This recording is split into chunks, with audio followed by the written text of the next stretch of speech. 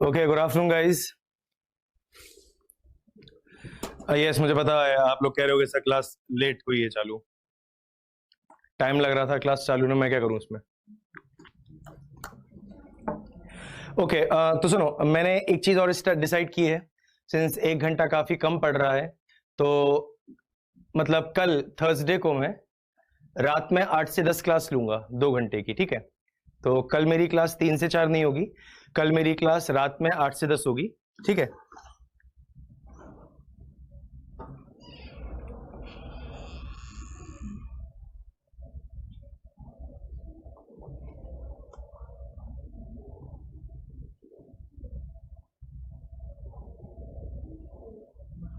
Okay, चलिए, तो चलो हम सेशन अपना स्टार्ट करते हैं। और देखो, और मैं तुम्हारे बीच में ज्यादा कमेंट नहीं देखूंगा। तुम्हारे कमेंट में मुझे काम की बातें कम दिखती हैं, फालतू बातें ज्यादा दिखती हैं, तो हम सीधे पढ़ाई पर फोकस करते हैं। अच्छा, कल मैंने आपको जो लास्ट पॉइंट बताया था वो महान्याय महाधिवक्ता में ये था कि इसका पारिश्रमिक वेतन भत्ते राष्ट्रपति निर्धारित करता है। इसका पारिश्रमिक कौन डिसाइड करेगा? गवर्नर डिसाइड करेगा। आगे की तरफ बढ़ते हैं। ओके, तो अगला पॉइंट देखते हैं महान्यायवादी वादिवक्ता में। तो एक तरफ हम लिखेंगे वही महान्यायवादी यानी कि अटॉर्नी, और दूसरी तरफ हम लिखेंगे महाधिवक्ता।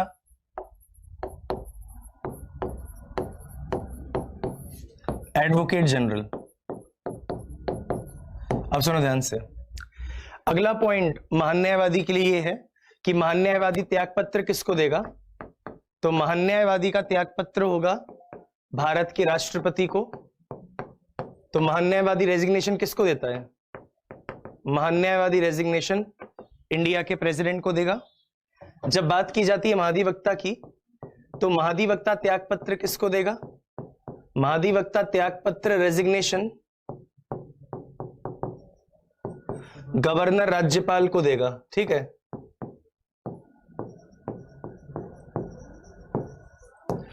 तो ये बहुत ही सिंपल वाला पॉइंट था कि ये अपना त्यागपत्र राष्ट्रपति को, वो अपना त्यागपत्र राज्यपाल को।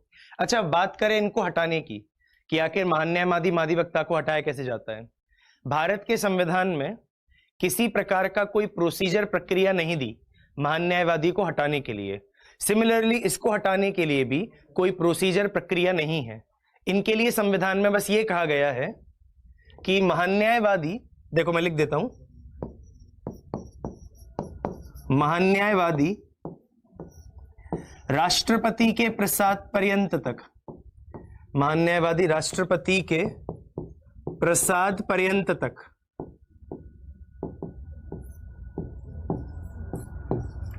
पद पर रहता है।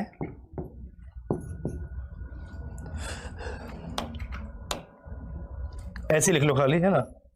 तो अगला पॉइंट है महान्यायवादी राष्ट्रपति के प्रसाद पर्यंत तक, है ना। इस इंग्लिश में कहेंगे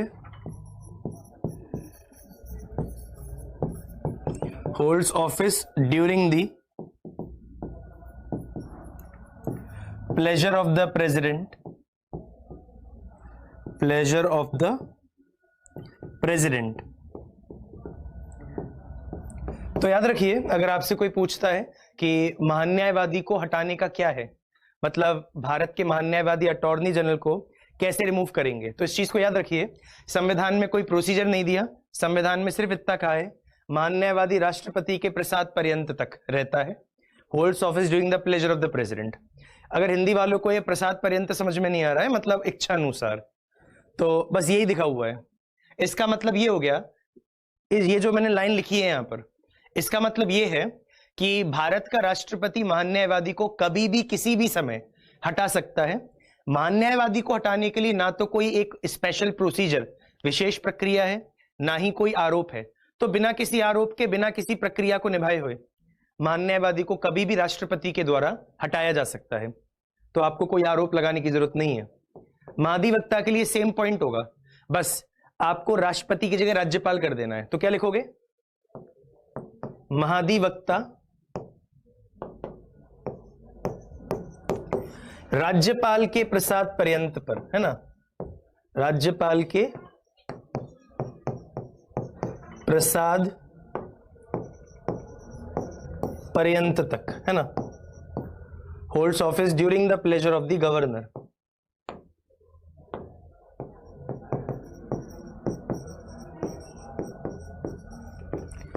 during the pleasure of the governor.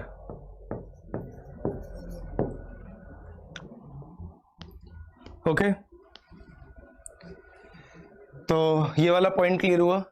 इस लाइन को लिखने का क्या मतलब है, इस लाइन को लिखने के पीछे का इंटेंशन क्या है? सिंपल, इनको हटाने के लिए ना तो कोई आरोप चाहिए, ना तो कोई प्रोसीजर चाहिए, इन्हें कभी भी रिमूव किया जा सकता है प्रेसिडेंट और गवर्नर के द्वारा। लेकिन इस चीज को भी याद रखना, प्रेसिडेंट और गवर्नर अपनी मर्जी से यहां पर काम नहीं करते, सरकार के कहने पर ही इनको रिमूव किया जाता है। ठीक है,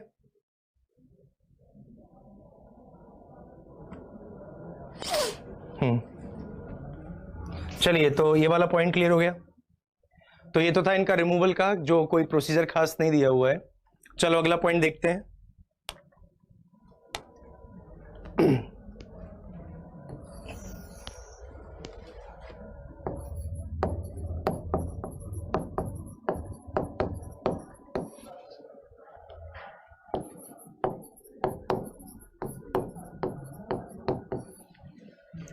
ओके,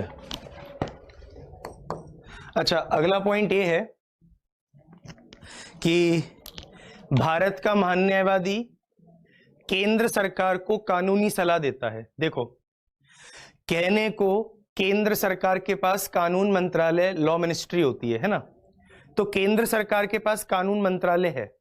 अगर उसे कोई सलाह चाहिए होती है कानून से संबंधित, तो वो लॉ मिनिस्ट्री कानून मंत्रालय से ले सकता है।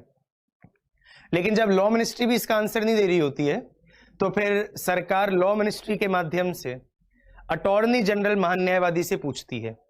तो महान्यायवादी का एक जरूरी काम है कि ये भारत सरकार को कानूनी सलाह देता है। ठीक है, तो महान्यायवादी क्या करता है? भारत सरकार को कानूनी सलाह देता है। कानूनी सलाह देना भारत सरकार को।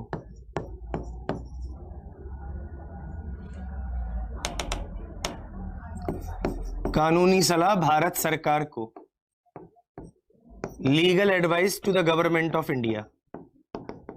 Legal advice to the government of India. तो अगर ये भारत सरकार को कानूनी सलाह देता है, तो ये किसको देगा? ये राज्य सरकार को कानूनी सलाह देगा।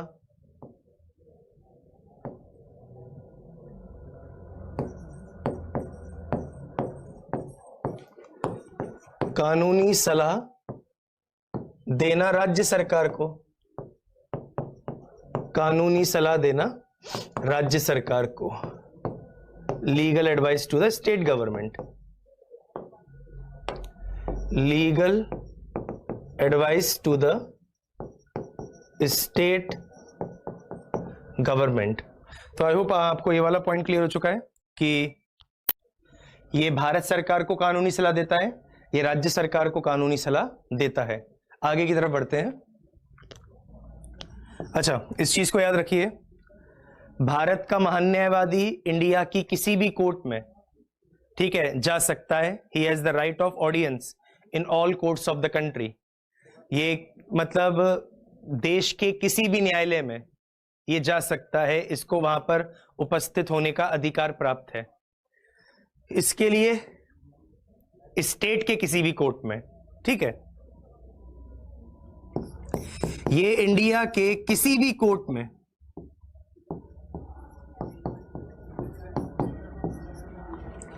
ये इंडिया के किसी भी कोर्ट में से जाने का अधिकार है। वहीं ये स्टेट के किसी भी कोर्ट में जा सकता है। समझ में आ गया? तो अगला पॉइंट है, तो आई होप ये वाला पॉइंट आपको समझ में आ चुका होगा कि ये इंडिया के किसी भी कोर्ट में, वैसे लिखा ये होता है, he has the right of audience in all courts of the country. ये देश के किसी भी न्यायालय में उपस्थित होने का इसे अधिकार प्राप्त है। He has the right to appear in all courts of the state. ये राज्य के किसी भी न्यायालय में इसे उपस्थित होने का अधिकार प्राप्त है। बेसिकली ये पॉइंट है, ठीक है। ओके, अगला पॉइंट देखते हैं।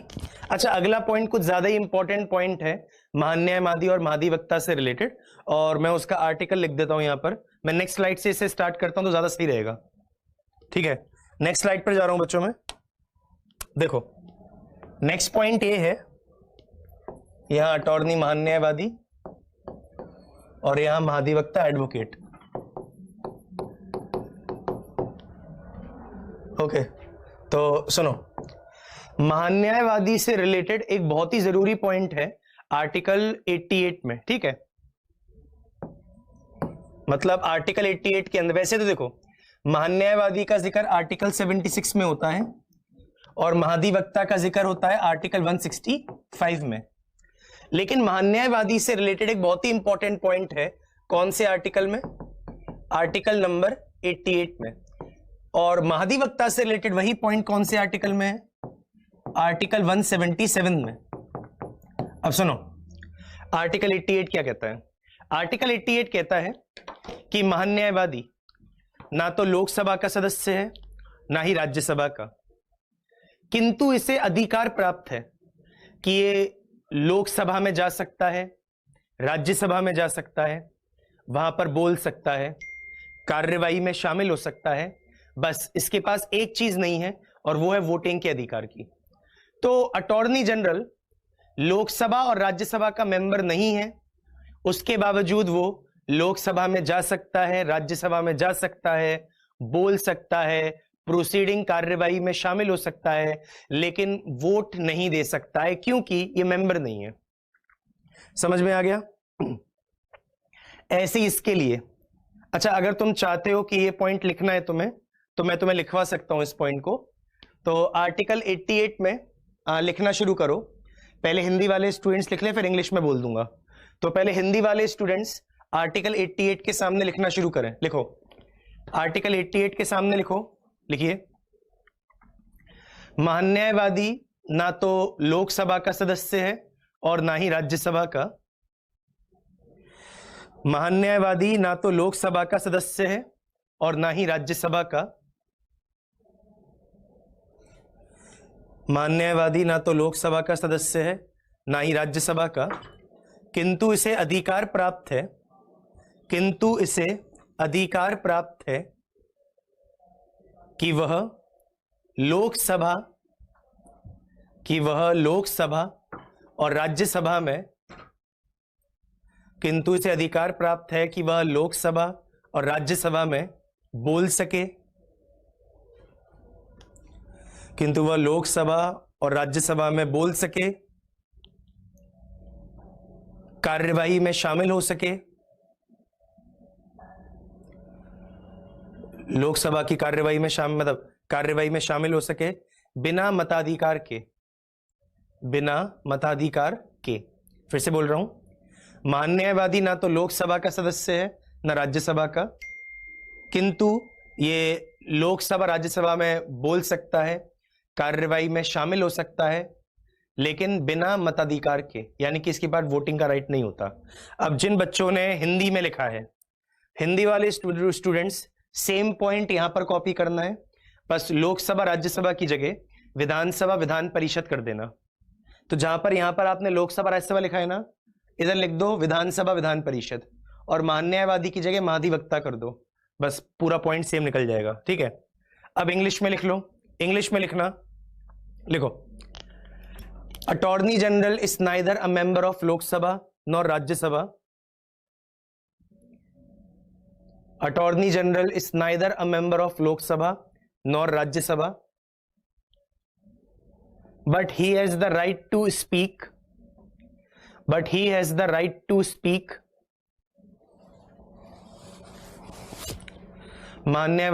Attorney General is neither a member of Lok Sabha nor Rajya Sabha, but he has the right to speak and to take part in the proceedings of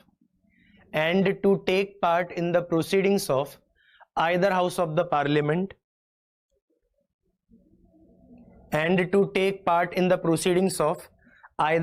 the parliament, and to take part in the proceedings of either house of the parliament without being entitled to vote, without being entitled to vote, VOTE, without being entitled to vote. ठीक है, तो ये वाला point हो गया. Attorney general is neither a member of Lok Sabha nor Rajya Sabha, but he has the right to speak, to take part in the proceedings of either house without being entitled to vote. अब हम जो इंग्लिश वाले students हैं, जो same point उन्होंने यहां पर लिखा है ना, वो सेम पॉइंट आर्टिकल 177 के नीचे लिखे. बस लोकसभा राज्यसभा की जगह आपको लिखना होगा लेजिस्लेटिव असेंबली और लेजिस्लेटिव काउंसिल, और अटॉर्नी जनरल की जगह लिखना होगा आपको एडवोकेट जनरल. ठीक है, ठीक है. तो हिंदी भी हो गया था. महान न्यायवादी ना तो लोकसभा का सदस्य है ना राज्यसभा का, किंतु इसे अधिकार प्राप्त है कि ये दोनों सदन में बोल सके, कार्यवाही में शामिल हो सके बिना मताधिकार के. ठीक है, चलिए ये हो गया. ये एक बहुत ही इंपॉर्टेंट पॉइंट है महान न्यायवादी महाधिवक्ता से रिलेटेड. चलो अब देखते हैं अगला इंपॉर्टेंट पॉइंट महान न्यायवादी महाधिवक्ता से रिलेटेड. तो याद रखना, महान न्यायवादी से रिलेटेड अगला इंपॉर्टेंट पॉइंट आर्टिकल 105 में आता है, अनुच्छेद 105 में. ठीक है, और इसके लिए वो आर्टिकल आएगा 194. तो याद रखिए, महान न्यायवादी का जिक्र तो आर्टिकल 76 में है, लेकिन इससे रिलेटेड कुछ इंपॉर्टेंट पॉइंट अलग अलग आर्टिकल्स में मिलते हैं. एक आर्टिकल 88 और दूसरा आर्टिकल 105, और ऐसे ही इसका 177 और 194. अब आर्टिकल 105 क्या कहता है?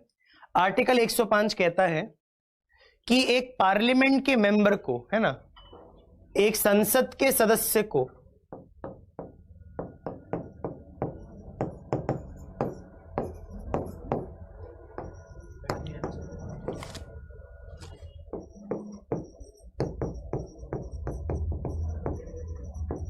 देखो, आर्टिकल 105 कहता है कि एक पार्लियामेंट के मेंबर को जो प्रिविलेज हासिल है,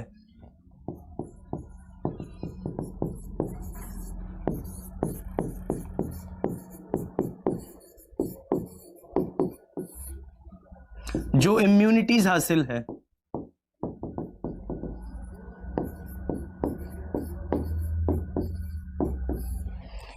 हाँ, पॉइंट ये है आर्टिकल 105 के अकॉर्डिंग एक पार्लियामेंट के मेंबर को जो प्रिविलेज और इम्यूनिटीज हासिल है, यही प्रिविलेज और इम्यूनिटीज एक महान न्यायवादी को भी मिलेगा.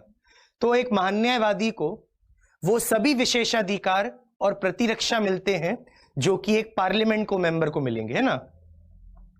Attorney general enjoys all the privileges and immunities which are available to a member of parliament. Similarly इसमें वही चीज है, बस संसद के सदस्य की जगह क्या होगा? विधानमंडल का सदस्य. तो देखो यहां पर क्या होगा? राज्य विधानमंडल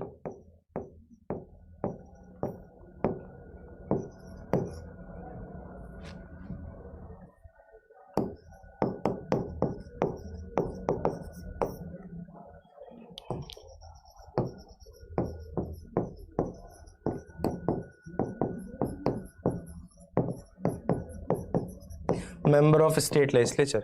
तो यहां पर भी सेम पॉइंट आएगा. जो देखो ऐसे हिंदी में लिख देता हूं, इंग्लिश में तो वहां लिखा ही हुआ है ऑलरेडी.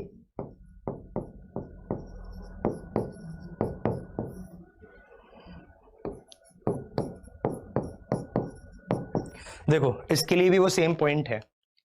जो एक विधानमंडल के सदस्य को प्रिविलेज और इम्यूनिटीज मिलते हैं, वही प्रिविलेज और इम्यूनिटीज एक महाधिवक्ता को मिलेंगे. समझ में आ गया? तो ये वाला पॉइंट तुम्हें समझ में आ रहा है. 105 क्या कहता है कि एक पार्लियामेंट के मेंबर को जो प्रिविलेज और इम्यूनिटीज मिलती है, वही प्रिविलेज और इम्यूनिटीज एक अटॉर्नी जनरल को भी मिलेंगे. जो मतलब जो एक विधानमंडल के सदस्य को यानी कि विधायक को जो विशेषाधिकार और प्रतिरक्षा मिलते हैं, वही चीज एक महाधिवक्ता को भी मिलेगी. तो ये हो गया महान न्यायवादी और महाधिवक्ता से रिलेटेड कुछ इंपॉर्टेंट पॉइंट्स. ओके, तो इन सारी चीजों को याद रखना. इनफैक्ट ये दोनों काफी इंपॉर्टेंट है, एक और ये दो, ठीक है। चलिए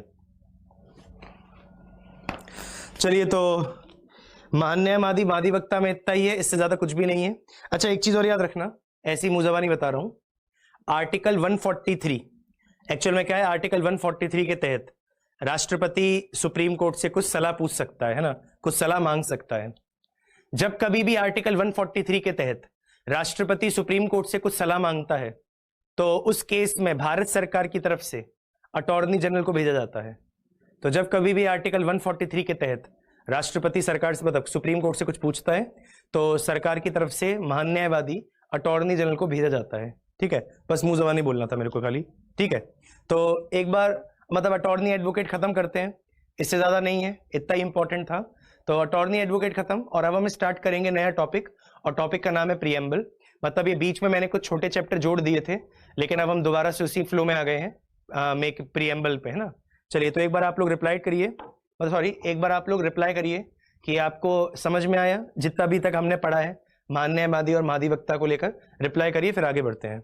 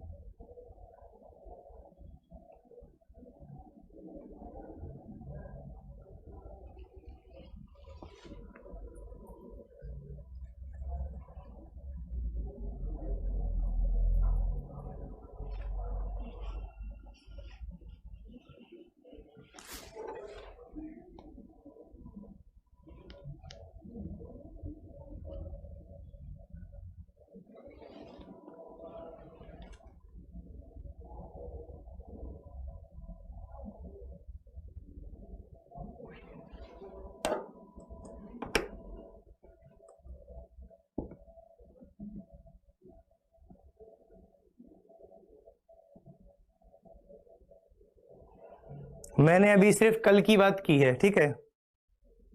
अभी सिर्फ कल मैं लूंगा 8 से 10, उसके बाद बताता हूं। एक्चुअली बच्चों हिंदी मतलब 1 घंटा मुझे कम पड़ रहा है, तो मुझे कुछ टाइम 2 घंटे लेनी पड़ेगी क्लास, ठीक है ना, ताकि तुम्हारा थोड़ा सा मतलब है ना आगे बढ़ा सकूं सिलेबस। ओके चलिए, ये हो गया आपका।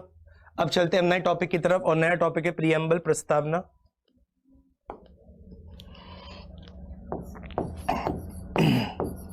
तो अब नया टॉपिक स्टार्ट करते हैं बच्चों। नया टॉपिक है प्रीएम्बल, प्रस्तावना। प्रस्तावना को हिंदी में उद्देशिका भी कह सकते हैं। ओके, तो ये अपना नया टॉपिक है। जो आर्टिकल 143 बोल रहा है बेटा, जब मैं सुप्रीम कोर्ट कराऊंगा ना, तब मैं आर्टिकल 143 वहां पर लिखवा ही दूंगा। इनफैक्ट सुप्रीम कोर्ट आर्टिकल 143 में पढ़ाते हैं। यहां तो बस मैंने आपको बता दिया था कि आर्टिकल 143 के तहत अगर कोई भी केस होता है तो गवर्नमेंट की तरफ से महान्यायवादी को भेजा जाता है, ठीक है। बेटा 8 से 10 रात में होगा, ठीक है। हाँ, तो चलिए स्टार्ट करें। अब ये हमारा नया टॉपिक है प्रीएम्बल। ओके, तो देखो अब प्रीएम्बल भी एक बहुत ही इंपॉर्टेंट टॉपिक है। तो सुनो, जब आप लोग मतलब आप में से सभी बच्चे स्कूल में ही होंगे या अभी स्कूल पास किया हो गया, तो आपने एक चीज देखी होगी कि आप लोग जो एनसीईआरटी पढ़ते हो, उस एनसीईआरटी के स्टार्टिंग के कुछ पन्नों में तुम्हें एक पन्ने में लिखी हुई दिखेगी ये प्रीएम्बल प्रस्तावना। तुमने क्या कभी एनसीईआरटी पढ़ते हुए स्टार्टिंग के कुछ पन्नों पर कुछ लिखा हुआ देखा था एक ब्लॉक के अंदर? हम भारत के लोग भारत को संपूर्ण प्रभुत्व संपन्न, समाजवादी, धर्मपंथ निरपेक्ष, लोकतांत्रिक गणराज्य बनाएंगे और सभी नागरिकों को सुनिश्चित करेंगे न्याय, समानता, समता, बंधुता। तुमने मतलब ऐसा देखा है पढ़ा हुआ? अगर नहीं तो होगा। सुनो, इंग्लिश में इसे कहते हैं we the people of India having solemnly resolved to constitute India into a sovereign socialist secular democratic republic and to secure to all its citizens justice, social, economic, political, then liberty। ये तुमने पढ़ा हुआ देखा है ना? मैं पूरी पढ़ने नहीं बैठा हूं यहाँ पर, लेकिन ये बता दूं कि जो आप लोगों की एनसीईआरटी में ये चीज लिखी हुई है जो जस्ट अभी मैंने बोली, इसी चीज को प्रीएम्बल, प्रस्तावना या उद्देशिका कह देते हैं। तो अब हमें यही टॉपिक पढ़ना है अपने एग्जाम के लिए, ठीक है। लेकिन ये इसलिए बोल रहा था क्योंकि ये सब आपने कभी ना कभी पढ़ी होगी प्रीएम्बल अपनी एनसीईआरटी किताब में। तो देखो, तो सबसे पहले एक काम करते हैं, बहुत ही बेसिक से स्टार्ट करते हैं इस टॉपिक को। तो पहली चीज, यूएसए सबसे पहली कंट्री थी, ठीक है। USA was the first country to begin with preamble. मतलब ऐसा विश्व का कौन सा पहला देश था जिसने प्रस्तावना से शुरुआत की थी? तो वो अमेरिका था जिसने प्रीएम्बल से सबसे पहले स्टार्ट किया था, और उसके बाद बाकी सारी कंट्रियों ने अमेरिका से प्रेरणा लेना शुरू कर दी। इंडिया की भी अगर मैं बात करूं तो इंडिया ने भी प्रीएम्बल के मामले में इंस्पिरेशन, प्रेरणा अमेरिका से ली है। तो यहां पर आपको यह चीज याद रखनी है कि अमेरिका सबसे पहली कंट्री थी जिसने प्रीएम्बल से स्टार्टिंग की, और हम लोगों ने भी, यानी कि भारत ने भी प्रेरणा, इंस्पिरेशन यूएसए से ली है प्रीएम्बल के मामले में। तो ये 2 पॉइंट तुम्हें समझ में आ गए। कौन सी पहली कंट्री थी जिसने प्रीएम्बल से शुरुआत की? हमारी कंट्री ने प्रीएम्बल की इंस्पिरेशन, प्रेरणा कहां से ली है? आंसर दोनों का अमेरिका होगा, ठीक है। अगली चीज बच्चों, ये जो मैं आपको बता रहा हूं प्रीएम्बल, इस प्रीएम्बल का मैं आपको एक इतिहास बताता हूं, हिस्ट्री, और आपको शायद से इसका इतिहास पता भी होगा। आपको याद है मैंने आपको संविधान के निर्माण में बताया था कि 13 दिसंबर 1946 को पंडित नेहरू ने क्या पेश किया था? उद्देश्य प्रस्ताव पेश किया था संवैधानिक सभा में। कुछ याद आया?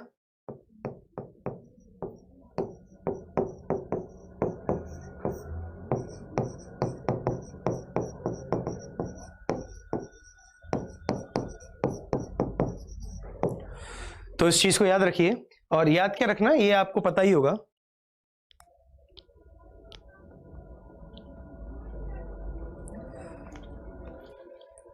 उसके बाद अब यही टॉपिक है सृष्टि, वो आर्टिकल 105 और 194 के बाद अगला टॉपिक अब यही है, ठीक है।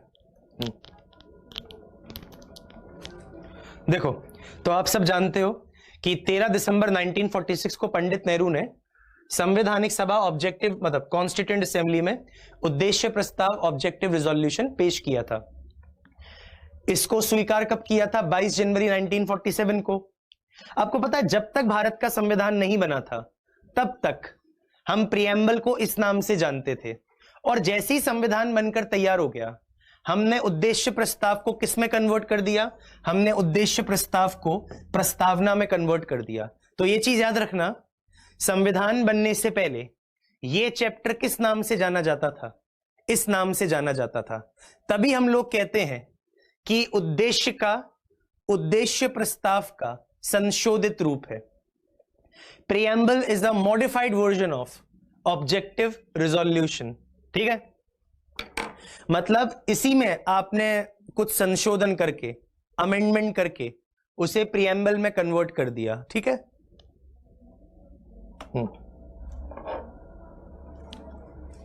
तो ये वाला पॉइंट समझ में आया कि उद्देश्य प्रस्ताव और इनके बीच का रिलेशन क्या है, इनके बीच का संबंध क्या है। इसी को तोड़ मरोड़ के प्रीएम्बल बना दिया था। चलो, ये तो हो गया कि कौन सी ऐसी पहली कंट्री थी। फिर 13 दिसंबर को पंडित नेहरू ने जो पेश किया वही बाद में जाकर प्रीएम्बल बनी। अच्छा, एक चीज और बच्चों, प्रीएम्बल को नॉन जस्टिसिएबल कहते हैं। प्रीएम्बल क्या है? नॉन जस्टिसिएबल, गैर न्यायोचित।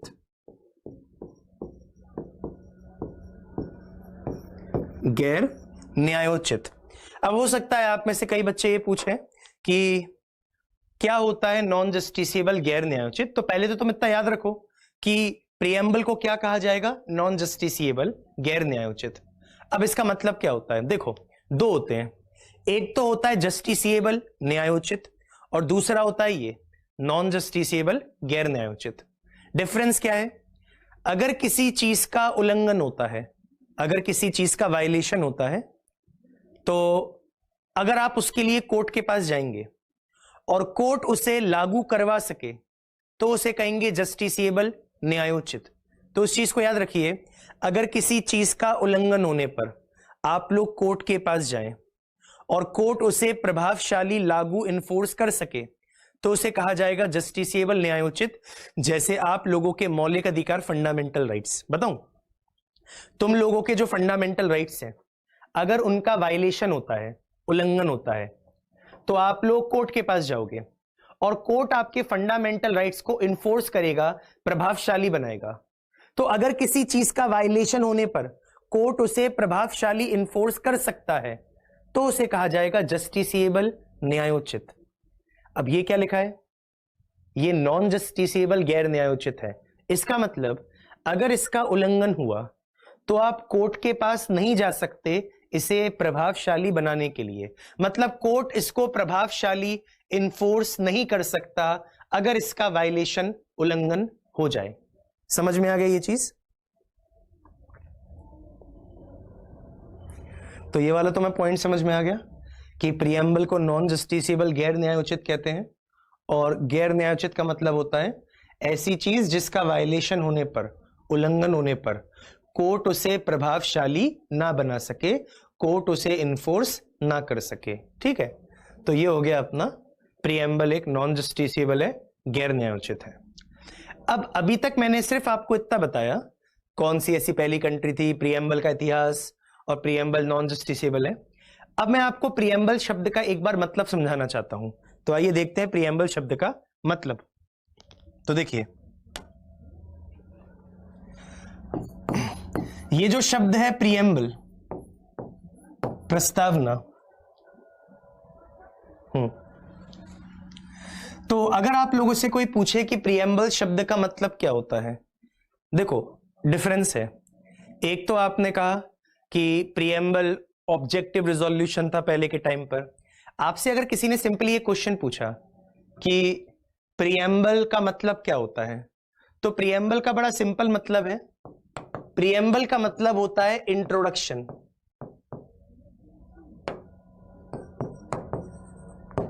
हिंदी में से परिचय कहते हैं, अपना परिचय दो, अपना इंट्रोडक्शन दो। तो प्रियम्बल शब्द का मतलब होता है इंट्रोडक्शन, परिचय।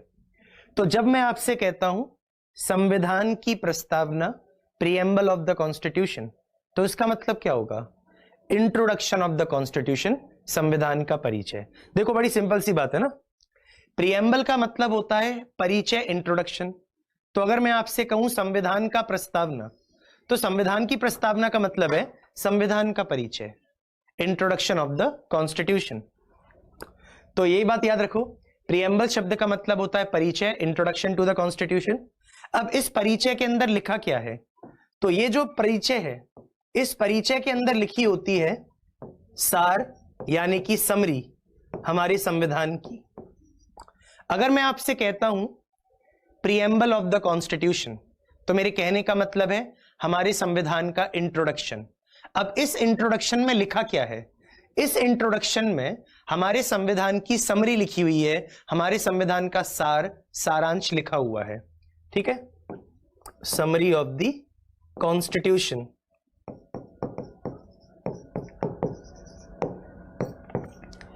तो तुम्हें ये दो बातें समझ में आ गई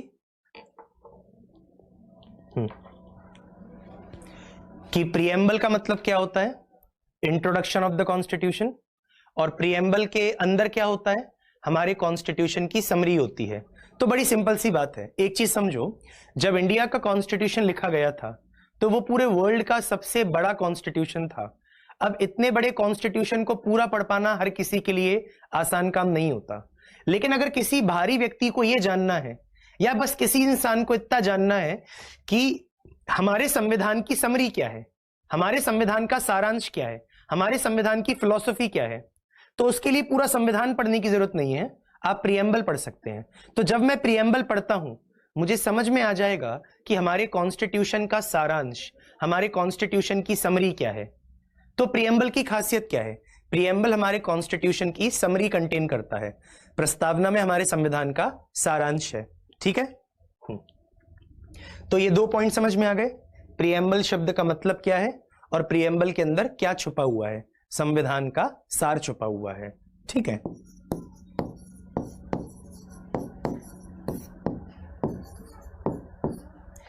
ओके, तो यहां तक आपको समझ में आ गया प्रियम्बल और उसके अंदर क्या होता है। अच्छा, अगली चीज, अगर आपसे कोई पूछे कि भाई ये बताओ कि प्रिएम्बल की इंपॉर्टेंस क्या है, प्रिएम्बल की अहमियत क्या है, तो अगर आपसे कोई पूछता है प्रस्तावना की इंपॉर्टेंस बताओ, तो प्रस्तावना की इंपॉर्टेंस क्या है ये आप अपने शब्दों में ना बताएं, बहुत जरूरी है, ये है, वो है। प्रिएम्बल की इंपॉर्टेंस आप बताएंगे कुछ महान लोगों के कही हुई बातों के द्वारा। कुछ बड़े बड़े लोगों ने प्रस्तावना के बारे में बहुत ही जरूरी बात कही है। हम एक काम करते हैं, हम उन्हीं बातों को लिखना शुरू करते हैं। आइए देखते हैं क्या होता है।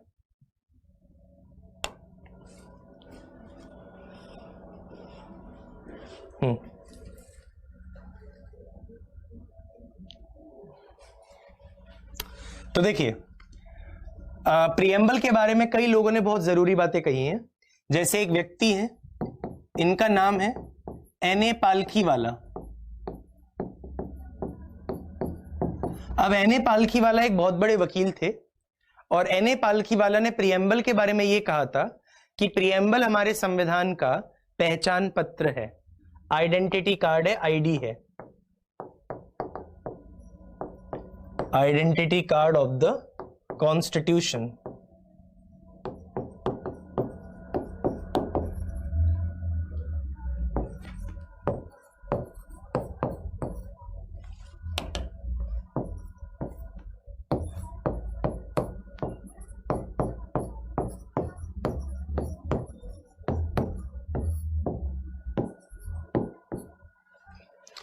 तो ये वाला पॉइंट क्लियर हुआ कि हाँ, तो ये चीज समझ में आई कि एन.ए. पालखीवाला ने प्रिएम्बल के बारे में क्या कहा था, ये हमारे संविधान का पहचान पत्र है, ठीक है, identity card of the constitution. अच्छा, ऐसे एक और व्यक्ति हैं, इनका नाम है पंडित ठाकुरदास भार्गव। पंडित ठाकुरदास भार्गव, ठीक है। अब पंडित ठाकुरदास भार्गव कॉन्स्टिट्यूएंट असेंबली, संवैधानिक सभा के एक सदस्य थे। इन्होंने प्रिएम्बल के बारे में यह कहा कि प्रस्तावना संविधान की आत्मा है। Preamble is soul of the constitution.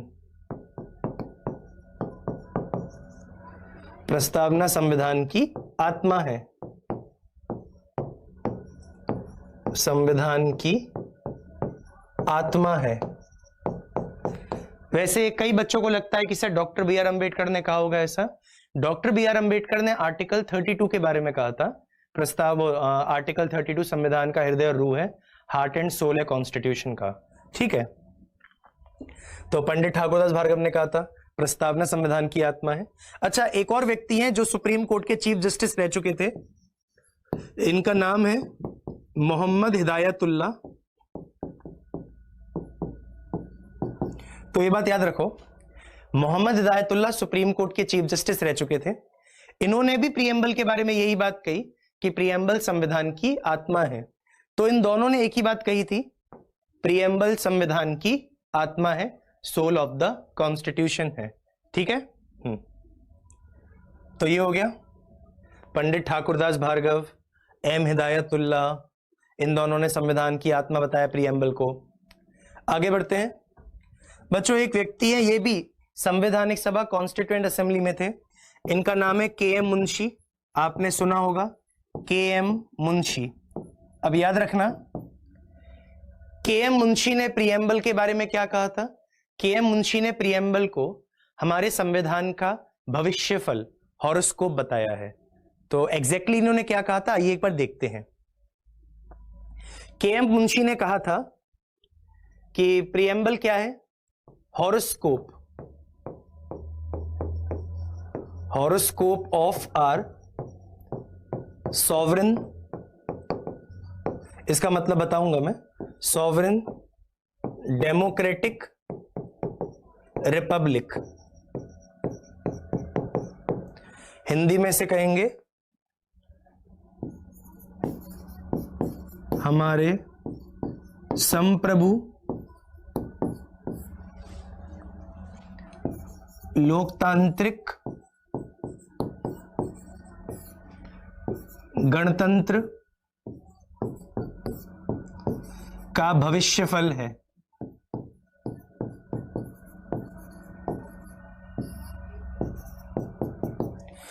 तो के.एम. मुंशी ने प्रियम्बल के बारे में ये कहा था, हमारे संप्रभु लोकतांत्रिक गणतंत्र का भविष्यफल है, हॉरोस्कोप है। ठीक है,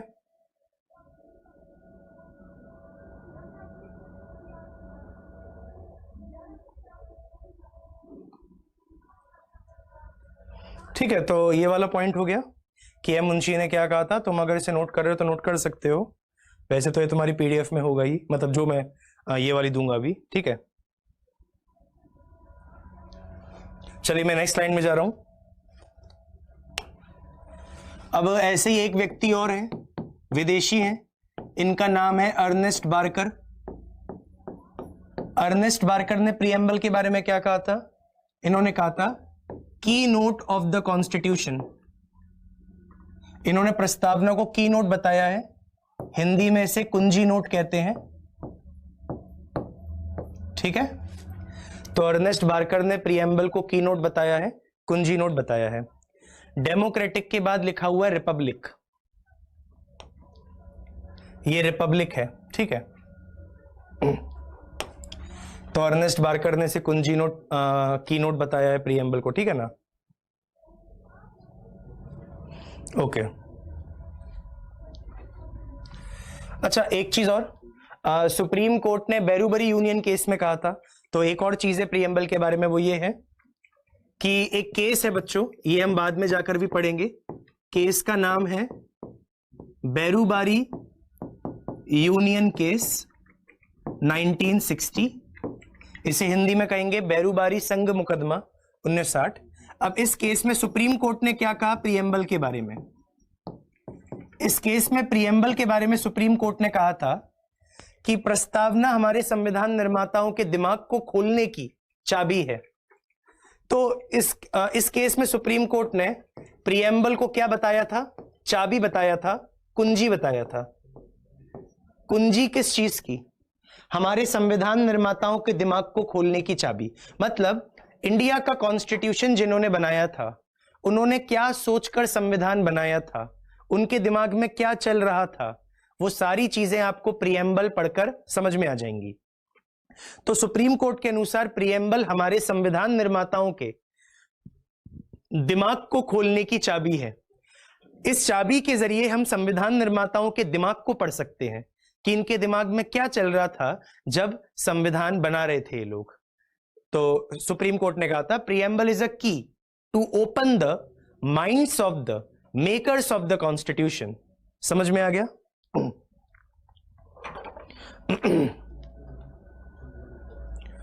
तो ये वाला तो मैं पॉइंट क्लियर हुआ कि सुप्रीम कोर्ट ने बैरूबरी यूनियन केस में क्या कहा था। क्योंकि बताऊं, ये एग्जाम में अच्छा खासा क्वेश्चन बन सकता है कि इसमें से किसको संविधान निर्माताओं के दिमाग को खोलने की चाबी कहा जाता है। इनमें से किसको कहा जाता है कि it is a key to open the minds of the makers of the constitution? Answer preamble होगा, और ये बात सुप्रीम कोर्ट ने बैरूबरी यूनियन केस में कही थी। तो ये है प्रियम्बल की इंपॉर्टेंस, अहमियत, जो मैंने आपको कुछ लोगों के शब्दों के द्वारा समझा दी है यहां पर। तो ये तो हो गया बैरूबरी यूनियन केस। और अब हम प्रियम्बल में देखेंगे कि प्रियम्बल जब हम पढ़ते हैं तो हमें प्रियम्बल में क्या क्या समझ में आएगा। सबसे पहले हम स्टार्ट करेंगे कि क्या प्रियम्बल को कॉन्स्टिट्यूशन का पार्ट मानते हैं, क्या प्रियम्बल को चेंज किया जा सकता है, और अगर किया गया है तो कितनी बार चेंज किया गया, क्या उस चेंज में था, किसके द्वारा चेंज था। तो पहले तो हम ये सब चीजें पढ़ेंगे और उसके बाद हम पढ़ेंगे प्रियम्बल के अंदर जो लिखी गई बातें हैं उनका मतलब क्या होता है। लेकिन ये सारी चीज मैं आपको आने वाली क्लास में बताऊंगा, यानी कि कल बच्चों हम कल हमारी क्लास रात में 8 से 10 बजे होगी। अभी सिर्फ कल का ही बता रहा हूं, रात के 8 से 10 बजे। तो कल रात को 8 से 10 बजे हम पढ़ाएंगे। तो कल हम प्रियम्बल खत्म करके नेक्स्ट टॉपिक की तरफ मूव कर जाएंगे। ठीक है,